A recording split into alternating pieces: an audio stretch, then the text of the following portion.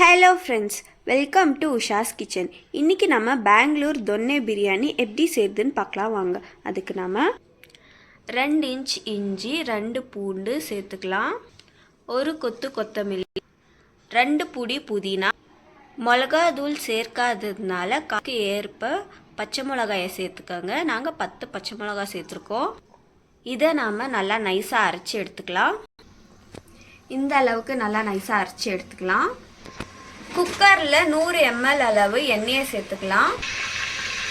எண்ணெய் காஞ்சதும் 15 முந்திரி சேர்த்துக்கலாம்.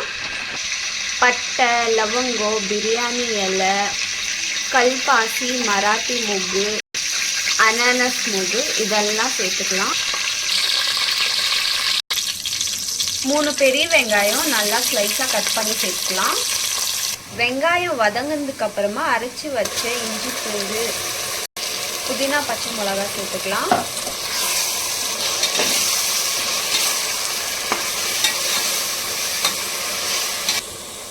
ஒன்றரை ஸ்பூன் உப்பு சேர்த்துக்கலாம். நல்லா வதங்கினதுக்கு அப்புறமா 3/4 கிலோ சிக்கனை சேர்த்துக்கலாம்.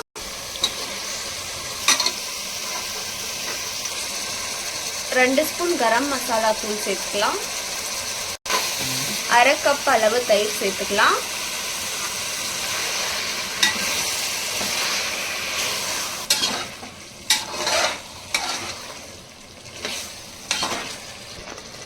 அஞ்சு நிமிஷம் வேகட்டும். அதுக்கப்புறமா தண்ணீர் சேர்த்துக்கலாம்.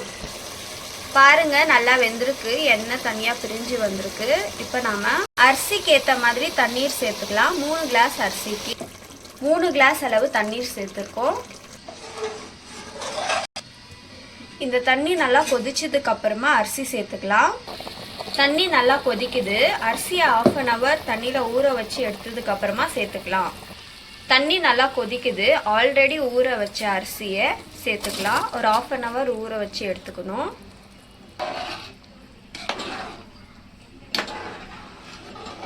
டேஸ்ட் பண்ணி பார்த்துட்டு உப்பு சேர்த்துக்கலாம்.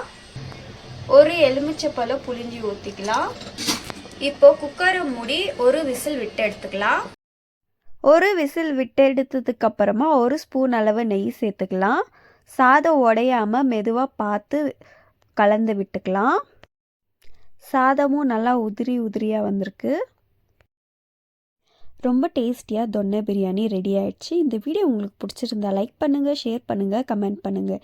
இதே மாதிரி நிறைய குக்கிங் ரெசிபீஸ்க்காக மறக்காமல் உஷாஸ் கிச்சன் சேனலை சப்ஸ்கிரைப் பண்ணிக்கோங்க. தேங்க்யூ ஃபார் வாட்சிங்.